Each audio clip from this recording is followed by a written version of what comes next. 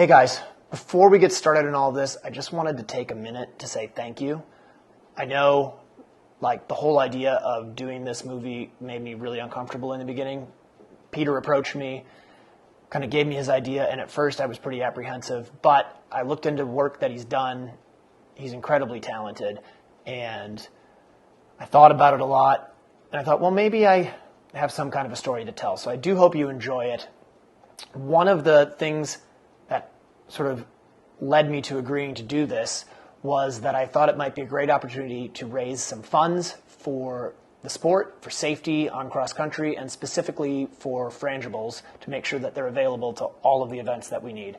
So with that in mind, I approached a few companies that are good friends of mine, and they all agreed to donate some pretty significant money to the USEA Foundation to go to cross-country safety and specifically to the Frangible Fence Fund to make sure that those fences are available for all the horses and riders here in America.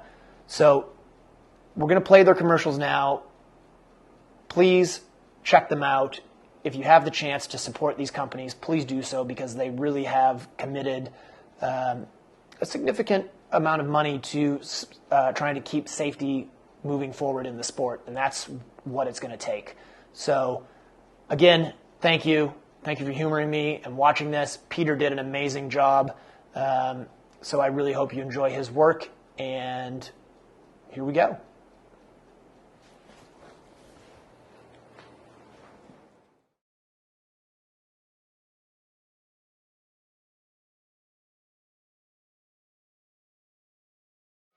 Looking to improve your style? Need a gift for that special client? Exceptional Equestrian's journey started with Cindy Lay. After retiring, Cindy began crafting halter and bridle charms, selling them from the berm of the Colorado Horse Park. What began as a part-time endeavor blossomed into a thriving business. With just her trusty Nissan Murano, Cindy traversed the country attending horse shows from coast to coast. As demand grew, so did the business. Trailers turned into trucks, and trucks multiplied. Today, Exceptional Equestrian boasts 2 prime locations at the World Equestrian Center in Ocala. Their curated collection features premier brands such as Sam Shield, Equiline, 4 Horses, Ego 7, the Kenyon Collection, Vestrum, and Animo. From equestrian essentials to stylish apparel and home goods, they offer a diverse range of products. They also carry tailored Sportsman, Tipperary, RJ Classics, and a wide variety of home goods and tack. The dedicated team takes pride in providing top-notch customer service, from expert safety equipment fittings to crafting the perfect ensemble or finding the ideal gift for your trainer. Step into Exceptional Equestrian and transform your style journey with us.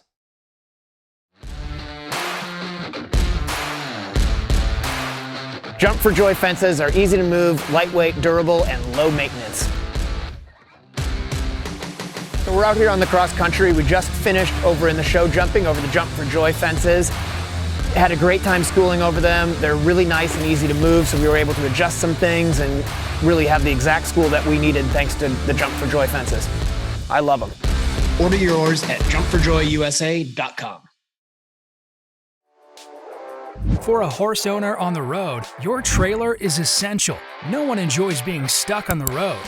At Horse Trailer Pros, we repair, renovate, and maintain all makes and models of horse trailers. We work directly with your insurance company or manufacturer for warranty repairs and insurance claims. Our state-of-the-art facility provides quick turnaround and friendly customer service.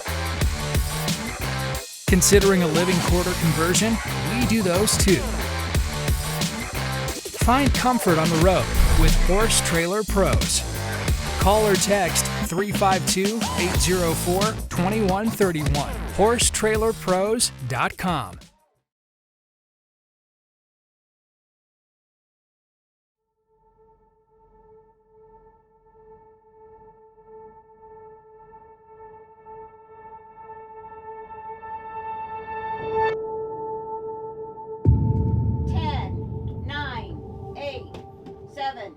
Six, 5, 4, 3, 2, 1. Have a great ride.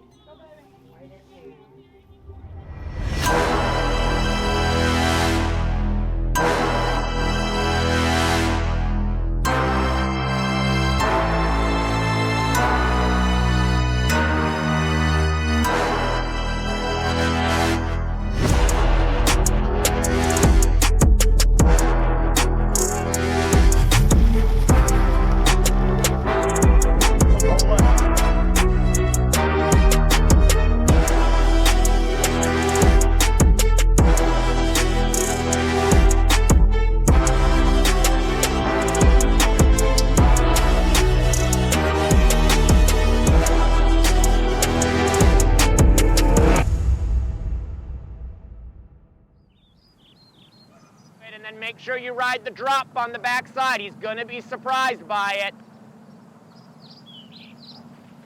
Don't ride backwards to it, absolutely.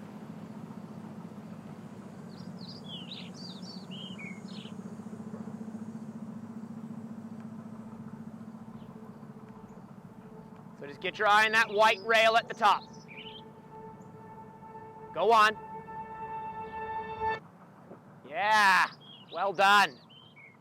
Yeah, so like it was always expected, right? You're going to go to school. My parents worked hard, wanted all their kids to go to university. So I enrolled, and I went down. I really didn't want to go, but I was doing it because it was the right thing to do for my parents. And I remember sitting in the class, the professor did roll call, and she said, look, if your name hasn't been called, come up to the front and we'll figure it out. So my name didn't get called. I went up to the front. It was a 7:30 a.m. class because I wanted to be done in time to ride. So I had all my classes really early. And she looked me up and said, actually, you enrolled in the wrong campus. You're supposed to be on the other side of town at 7:30 p.m. But don't worry, go talk to your counselor and we'll figure it out and you can be back in the class by tomorrow, I'm sure. And I remember I walked out, I sat on the steps of the university and I just thought, you know what? This is a sign from God. I am not supposed to be here. This is not my path.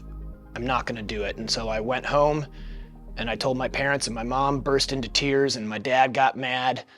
But to their credit, which would have been a tough thing to do in our town with their friends and all of that, they both said, look, if this is what you want to do, then that's what we're going to do. So they sent me away to be a working student for Peter Gray and Paul Delbrook. And I remember I went, I didn't want to be, which is sort of ironic now at this point in my life, but I didn't want to be in my 40s wondering, could I have? So I remember just like having a conversation with myself and saying, look, just go, try it. And if you fail, you can always go back to school. You can always go be a farrier. You can always go do something else. But I always, from a young kid, had this fear of like missing my window. And I knew that's what I wanted to do. I wanted to take my shot. And I had the opportunity to do it. And fortunately, you know, it's worked out okay. I did great things. Lion King and I jumped around Kentucky twice. We went and jumped around Burley horse trials in England. I won my first big event on him in 2007 at Red Hills in Tallahassee, which was the first big thing that I ever was able to accomplish where I could say, like, I did it. I remember it was in the newspapers, I got interviewed. I won the lease on a BMW for a year, which was a huge deal for us. He was a really special horse. We got to go and ride in the World Cup final in Sweden. I got to go some really cool places with him. Tell You Why was a great horse. He jumped around Kentucky when, to be honest, ability-wise, he probably shouldn't have. But I knew he would, and he wanted it, and he took care of me, and he was a great horse. He was a really good horse. I miss Tristan a lot. And then I had Monty, the direct merger horse. And that was a horse that he won some events, but they were usually smaller events.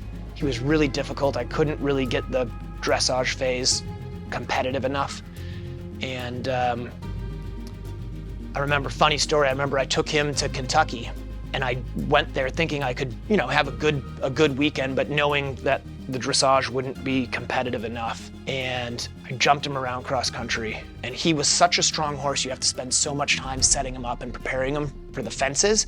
You were slow. You couldn't ever be fast enough. And I remember going out on that course at the 5-star there, I was checking my minute markers as I'm going and I'm like, I'm on time. This is incredible because the fences were finally big enough. The crowd was massive enough for him that he paid attention. And I finished cross country and I was double clear. It's the first time I ever made time. Honestly, the only time I ever made time in a 5-star was on that horse. And the next day, at that time, what would happen if they liked your horse? It was the year of the Pan American Games and they were in Rio. So if they liked your horse, the team selectors would say, hey, after you do your your vet jog. If they liked your horse, they'd say, hey, we want to look at your horse for the team, have it hang around after the competition's over, and we're gonna have the vet look at it. And they never said that to me. And so I called up, because I was an idiot, I called up the head selector on the phone, and I don't know what I was thinking. I said, hey, you guys didn't ask me about my horse. And he said, well, yeah, I mean, we like him, but we don't think he's ready to go. Like, he probably needs another year, and he's a bit difficult. We're not sure he's really the horse. And I said, yeah, well, you're gonna regret that, because I'm gonna jump clear today on show jumping. I'm gonna make you look like an idiot. And I hung up the phone.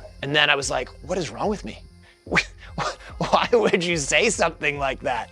But it just came out, right? Like, it just was what I was feeling in the moment. I was so mad. I was so mad, and yeah, I was mad for me, but I was mad for the horse because he was incredible, and he deserved to at least be looked at. And so I went into show jumping, and he jumped clear. He did it.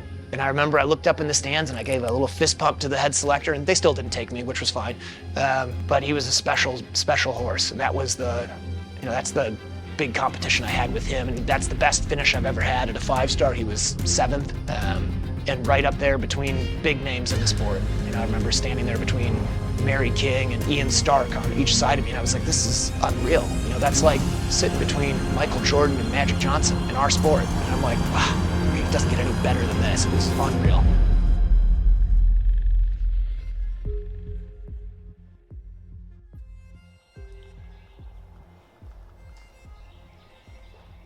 So a day for me would be starting the barn, usually around 6:30. The girls get in the barn and get the horses fed. I'll usually show up around 7:30 or 8. I'll be on a horse first thing in the morning. Try to get most of my riding done by noon. So I'll usually ride somewhere between 4 to 6 horses a day. So depending, I'll be done somewhere between noon and 2. And then I teach in the afternoon, lots of lessons. I have some really good students of all levels who come in here, and I like to have my horses done so that I can really focus on them. That's sort of a typical day. We'll finish up around 5:30 or 6. And then if we sort of every 2 to 3 weeks, we have an event. So we're usually gone like on a Thursday. Thursday we compete, usually Friday, Saturday, Sundays. Additionally to that, I had my students, my regular clients that come along. And so I had 7 of them this weekend that I have to help walk horses, warm them up, sort of debrief after their round, whether it's their dressage test or their cross country or their show jumping, talk about how we feel it went, if we need to do a little bit more training at home, what are the tweaks we could make, things like that. And so it is a challenge because, again, you're trying to balance all these things. You want to keep the people who own these horses for me to compete and are wanting top international horses.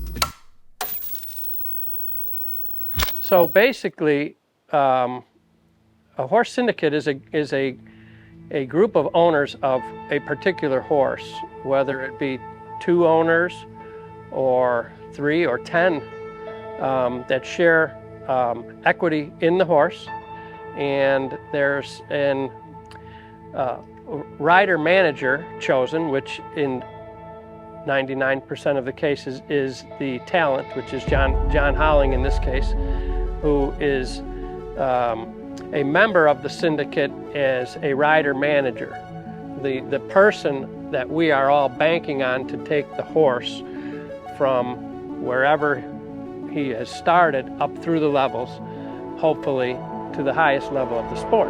John's strengths that we haven't yet talked about is his skill and ability to bring on the younger or inexperienced horse from one that's barely broke up to a highly competitive horse in the upper levels. Yeah, and that's an incredible talent that John has. I just felt a chemistry with John, as far as I liked how he thinks, I like his philosophy, and I think he is, literally one of the most talented riders in the sport today, and has been for many years. I always tell John, horse by horse, John has and can beat any rider in the sport on any given day, in any given event. He's very focused on keeping the horses sound, keeping them fit. If they're not ready for a competition, even though that's been on the calendar, they don't go. It's not just, oh, we got to get the horse to this competition no matter what. You know, we stick with John because it's all about the horse. What my experience has been is I have become part of the Holling family, like literally. You know, John values my presence as a team owner and treats me with a sense of value.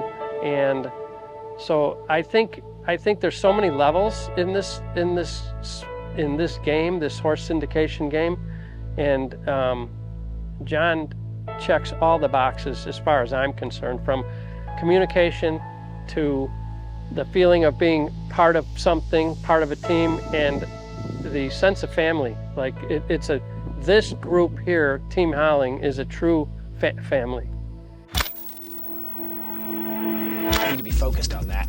So you have to be switched on all the time. It's definitely a balancing act at the competition. And then trying as well to find time when you can like just take a breath, take a moment, and get refocused and re-energized for my own competition.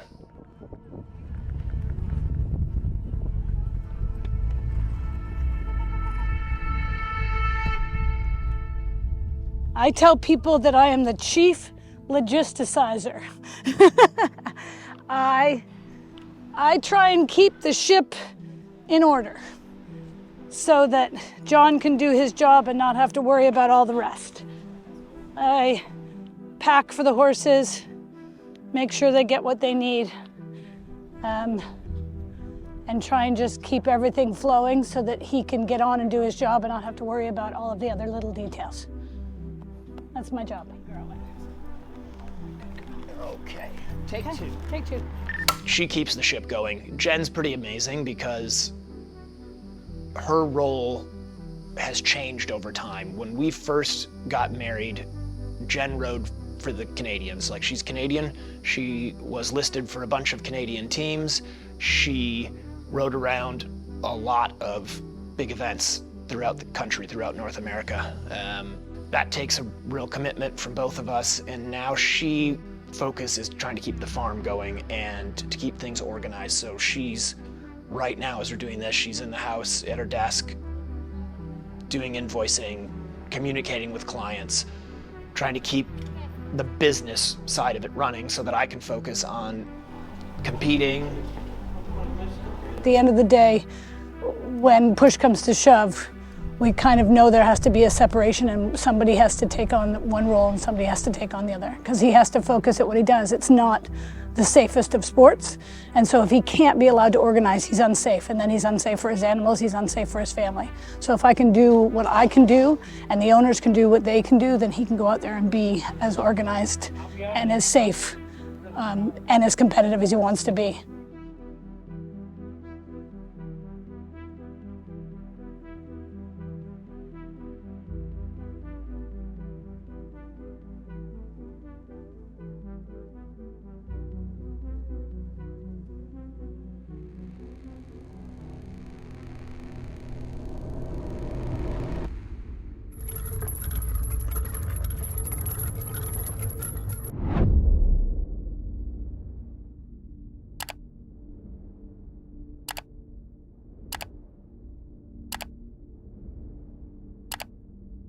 The first thing they always tell the rider is it's not your fault, it could have happened at home. To this day, I don't believe that in my heart. I know it was my fault. I'd never done it before, but because I didn't have enough time, I sent Monty out to lunge, to loosen him up. And so I had the girl who was working for me at the time, we had an employee, and I had her lunge him because I knew when I finished my cross country on Simba, I had to hand him off to somebody, have them take him back and look after Simba. I got on a motorcycle and zipped back to the barn.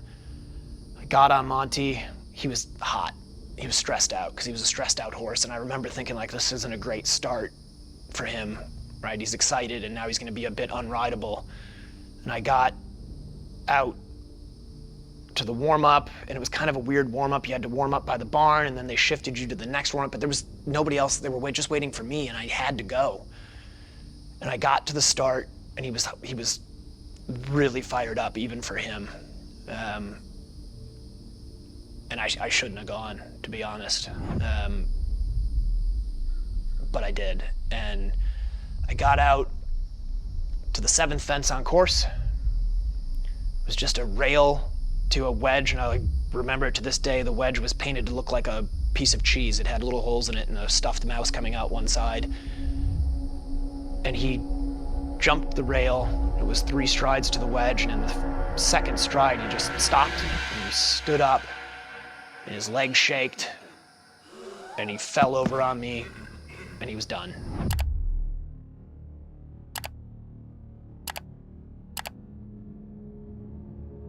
I remember I didn't really know what was happening at the time, but I knew it was bad. I had to get his noseband off, because I thought if I could get his noseband off and maybe he can breathe a little better, maybe that'll help. And I got the noseband off, and I loosened the girth. And when I loosened the girth, he took 1 breath, and that was the end.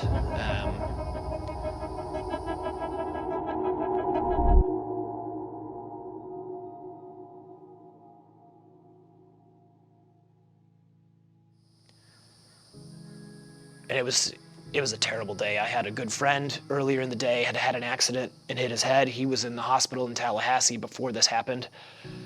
So that was kind of weighing on my mind. And then obviously my horse had the accident. I'm sitting there on the ground. I was in shock. And I hear them radioing around, and they're trying to get Jen. Jen's 9 months pregnant. So Jen comes up, and she's on a 4-wheeler with another friend of ours, and I see her, and she comes up, and she's a rock. She's tough as can be, and so she, grabs me, and then a couple hours later, I was trying to kind of keep going because I didn't want to stop. I knew if I stopped, I was done riding, but I knew if I stopped trying to help people, help students, help clients, that it would hit me, and I just wanted to put it off as long as I could, just not go there in my head. And so I went out to help. My friend who had hit his head had a group of students, and I went out to help one of them, and her horse had an accident, and it died on course. So we had my friend in the hospital and 2 horses die in one day. It was without a doubt the worst day of my competitive life, probably the worst day of my life other than when my father passed away. It was the worst day of my life to that moment, for sure. And, part of that is obviously you lose your horse, your partner, and something you've put all this time and effort and love into. But the other part is I knew that day had changed the sport of eventing, not just for Florida, not just for that horse show, but for the world. It was a bad day. And I remember we sat in our camper that night with a group of friends, and we had pizza, and we were drinking a beer, and nobody really knew what to say. We were all just really numb. It was just a terrible day, and you didn't know. I didn't know what to do. I didn't know what was next, to be honest. So in the days following that, you have to keep in mind, again, I had a kid on the way, right? Jen was due. That was in March, and we had Caden April 2nd. So that was 4 weeks later, we had our son. So there was a lot of emotions, and I remember I was in shock. I was numb. I don't know what the right word for it is, but I was not thinking super clearly for quite a while. But the big thing is you have guilt, a lot of guilt, because this is, I had that horse for 5-6 years at that point, getting him to that level and training him and trying to get him to be produced the best that he could be and really be partners. And so I didn't know if I wanted to keep going. I wanted to quit. I remember seriously debating what to do with my life at that point. And I think having a new baby on the way kind of pushed that along even more. Like, do you want to switch careers completely? Like, how are you going to make money? What are you going to do for a living to support your family? And at the same point, do you want to go out and compete in a sport that's as dangerous as this with a newborn baby? Don't you want to be around for your kids? And so there's that balancing act there. And I remember within a couple weeks, I decided, right, if I'm gonna keep doing this, then I have to try to do something to help. I have to try to do something to make things better, or at least know that I tried, right? So sort of going again back to when I was 19 and thinking, I don't want to be in my 40s and wonder, what if? That was another one of those big moments in my life where I thought, okay, if I'm going to stay in the sport, if this is what I really love to do, I want to know, whatever happens, that I did everything I could do to try to make it better, whatever that means, whether that's more exposure, safer, all of that stuff. And so it was a shift for sure for me and sort of my mindset with the sport. I wanted to compete, I want to be at the top, I want to be the best that I can be as an athlete, as a competitor in the sport, but not for free. I know there's a price to be paid for that, and I didn't want that price to just be I lost that horse. I wanted it to be my time and effort and energy.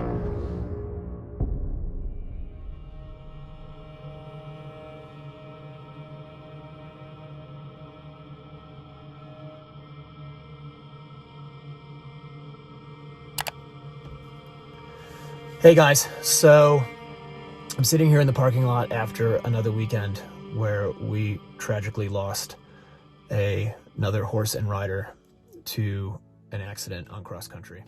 But I think the big thing was I was sitting at an event here in Florida and there was an accident, and sadly a woman passed away. And I remember thinking like, okay, this is what's not supposed to happen anymore. This shouldn't be happening. And it's, it's life. People have an accident in a car and they tragically lose their life. But this one, I just was sitting there thinking like, are we really doing everything we should do? And so, again, sort of my key moments in life, I tend to just blurt stuff out and just do things, right? And in that moment, I was sitting in my truck. It was cold. It was kind of a typical winter day in Florida, which for people in the north will laugh, but it was cold enough I wanted to be in my truck. And I made a post and I put it on social media and I said, we're not doing enough. We need to raise $500,000 to get as many frangible fences on course as we can. And frangible fences are fences that if the horse hits it, they collapse. They have to hit it with enough force that it would likely cause a fall, but then the fence gives way. And that was really new technology, and we used it some, but not all of the different ways we could use it were being used because it's very expensive. It's very cost prohibitive. And I remember sitting in that truck thinking, that's ridiculous. Like, this woman died and we're gonna say, well, we couldn't afford it? Like, it's unacceptable. And so I put this challenge out that we're gonna raise the money and we gotta do it, and that's all there is to it. And I posted it. And then I thought, well, that may not be the best idea in the world. So then I called the CEO of the USEA and said, look, I've done this. I'm sorry, but like I already did it. It's out there, so I can't take it back. And they immediately jumped on board and said, so, that's great. It's exactly what you need to do. We're gonna make it happen. And so with the United States Eventing Association, and Rob Burke was, who's a friend of mine, was the guy that I called, we made it happen. And we were able to get a foundation called the Manton Foundation to match all the money we raised. So we raised the $500,000 in about a year. We're really excited. We've got 38 individual grant requests that have come in for a total of 62 frangible fences that have already been requested and are being sent out as we speak to events. So as of today, we have 153. There's always stuff evolving ways to make the sport safer. And so that, like, if I had to point to one thing that I feel like I've done to try to help improve,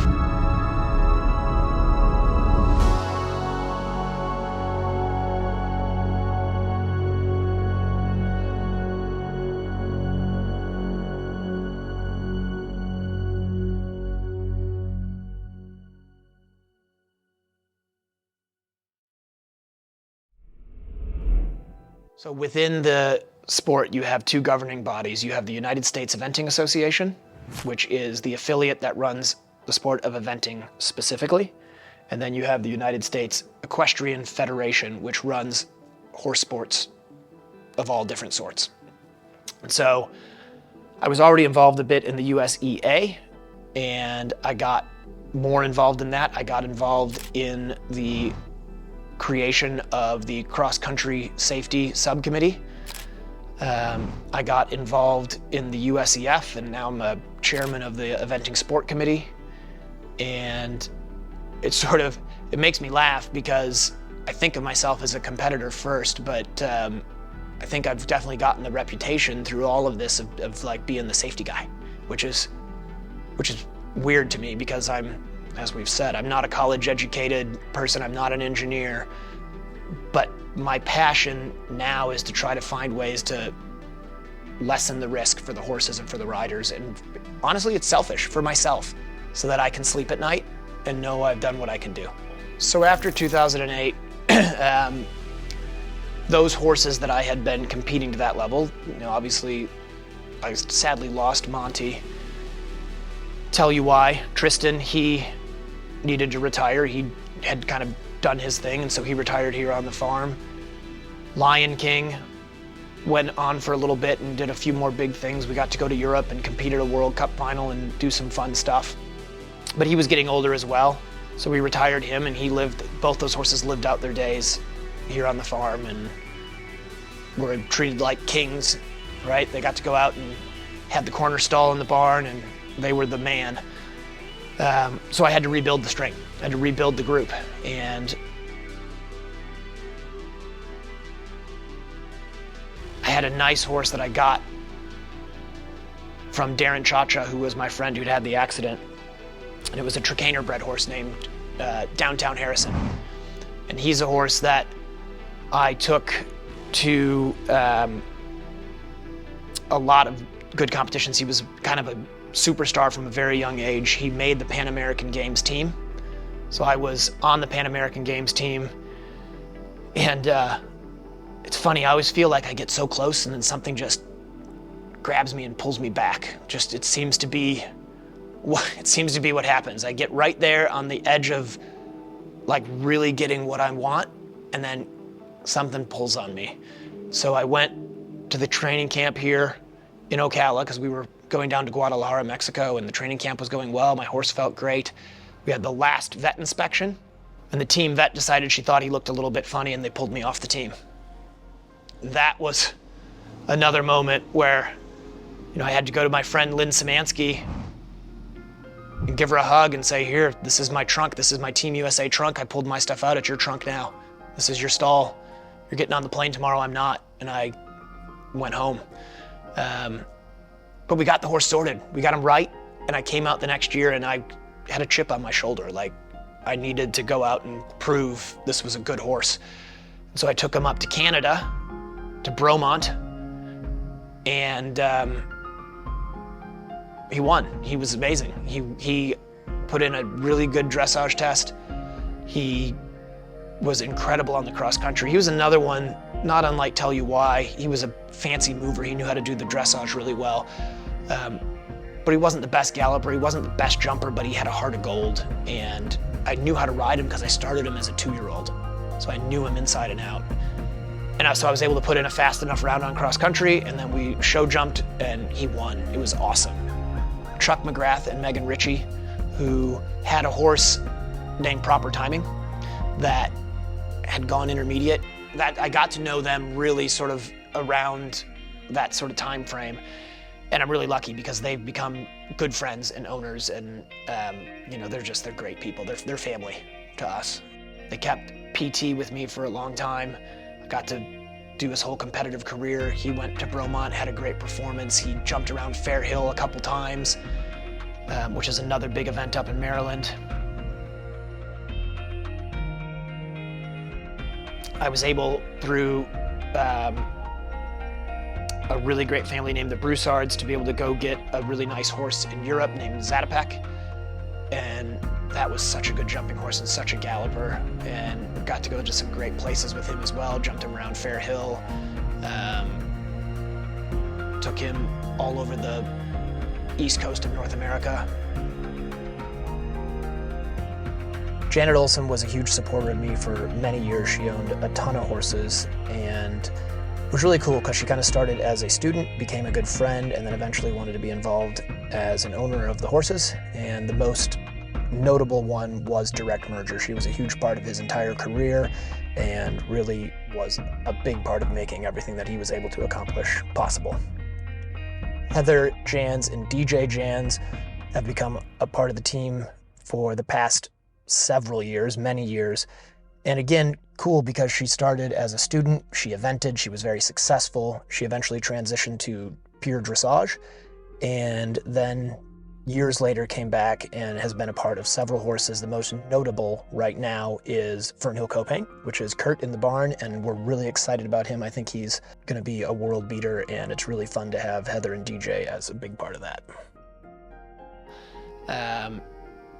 Kept Downtown Harrison going for a while also, but really just I've been really fortunate with the people involved. You know, I got Mike, I've got so many people. I can't name them all, I'll forget somebody, but these people who really sort of through all of this, whether it was when things were great or things were bad or whatever, they stuck with me. Because again, like I said, we're family.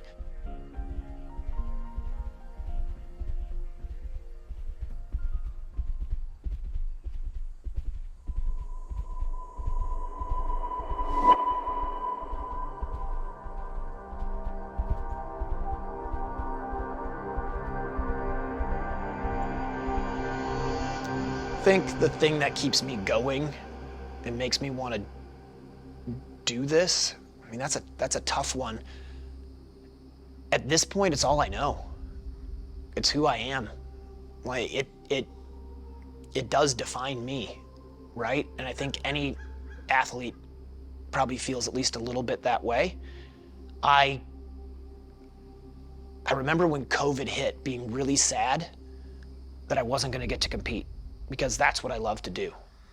And I remember saying to Jen, like, well, I don't even know, like, I mean, this is gonna be tough because I like to ride, but I love to compete. And then I got a few days into being in quarantine and I thought, oh wow, like I actually love to ride and train and be with the horses. And it was, again, one of those things where it was a really bad time for the world, right? It was coronavirus, it was COVID, but I came out of it energized because I realized if you took it all away, if you took away all the competitions, all of the ability to travel, all of that,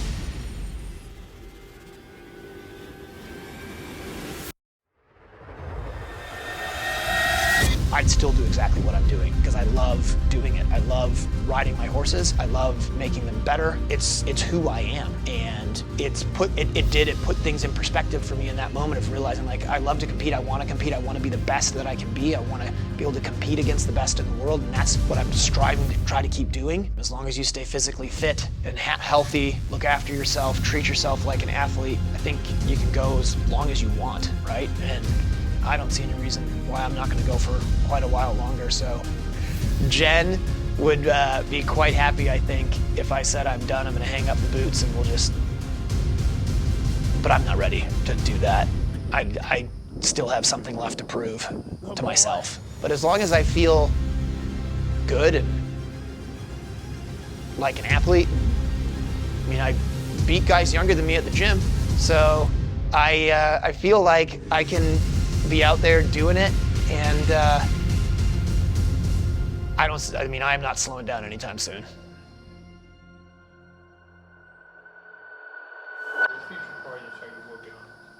So a big part of the future in rebuilding the string is making sure that I have the horses, and to have the horses, you have to have the support. So a big part of what I'm trying to do now is kind of diversify that. And I have a lot of different things going on. Sometimes I get a little bit criticized by my friends and family of like, you've got a lot going on, you don't have any time to hang out. But I'm trying to find new ways to support the horses. So I've got a really cool project that's in the works right now where people are going to be able to be a part of it. People that maybe didn't think they had the chance to be a part of something like this are going to have the chance to be a part of something like this and be able to be part of some pretty cool horses and be a part of the journey, which I'm really excited about. I think it's gonna be cool. It's kind of harnessing new technology, and it's gonna be fun.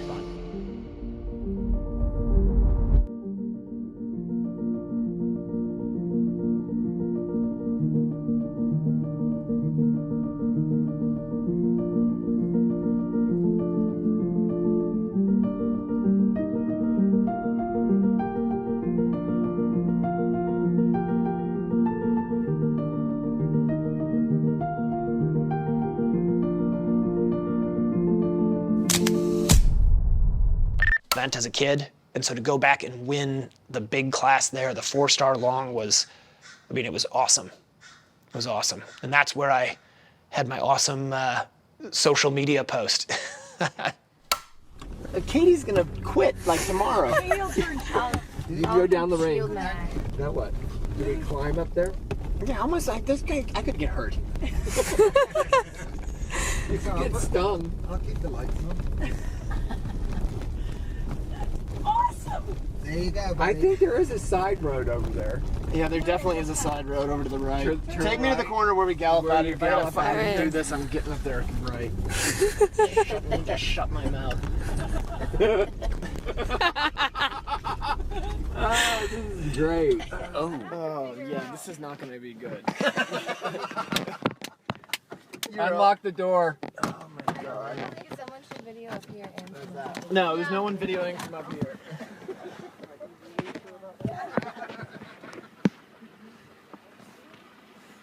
Oh, John, the bromite sign's up there. Okay, so you can just run down this road. Go. Oh, so I have to. Okay, I got You got no. You gotta go down, way down. Wait, let me interview you before you go. No, it's a bad idea. John, Yeah. you committed to doing this and you won. So I can't believe I'm about to do this. instead of Walt Disney World, you get bromite. I get it. Okay. Come on, downtown Harrison. Jen, how do you feel about this, even though it's dark? Push your I'm light pretty button. sure this was my idea. I think so. Don't miss Can't this. see anything. Oh, here we go. Red shirt. Should I dip the headlights? We got Yeah, put them on bright. No. right. All right, go. Take them off. Go!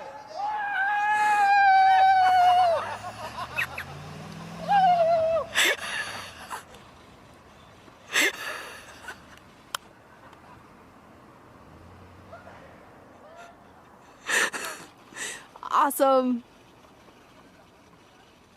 Did you get that? Yeah.